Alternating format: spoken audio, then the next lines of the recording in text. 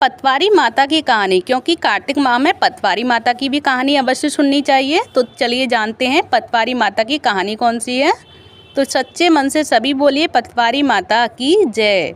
तो चलिए अब मैं आप सभी को सुनाती हूँ पतवारी माता की कहानी। तो दो सास बहू थी। सास ने बहू से कहा, जा दूध दही बेच आ। बहू रोजाना दूध दही बेचने जाती थी। रास्ते में बहुत सी औरत पतवारी माता की पूजा करती थी। वह भी एक दिन खड़ी हो गई और पूछने लगी कि ये तुम क्या करती हो। औरतों ने कहा, हम पतवारी माता की पूजा करती हैं। कोई फल फूल चढ़ाती है, कोई मेवा मिश्री चढ़ाती।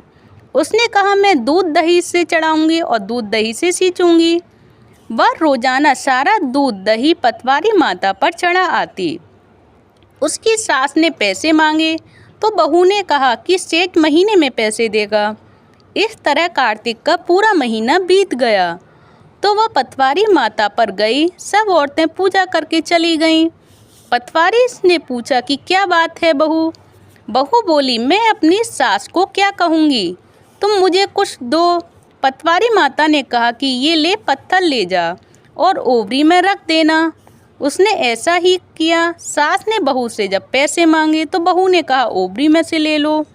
तो सास ने देखा तो वहाँ हीरे मोती जगमगा रहे थे। तो सास ने कहा कि बहू, तू ये कहाँ से लाई है।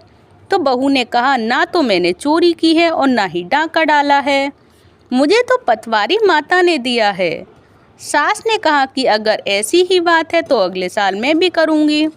तो साल भर बाद फिर कार्तिक का महीना आया। उसने भी पतवारी माता सींची।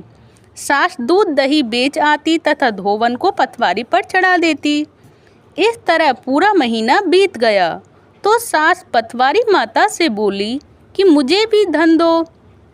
पतवारी माता ने कहा कि कंकड़ पत्थर ले जा। सास ने वहाँ से सारे कंकड़ पत्थर उठा लिए और ले जाकर ओवरी में रख दिए। फिर बहू से सास ने कहा कि मुझसे पैसे मांग। बहू ने सास से कहा कि सास से भी पैसे कभी बहू मांगती है।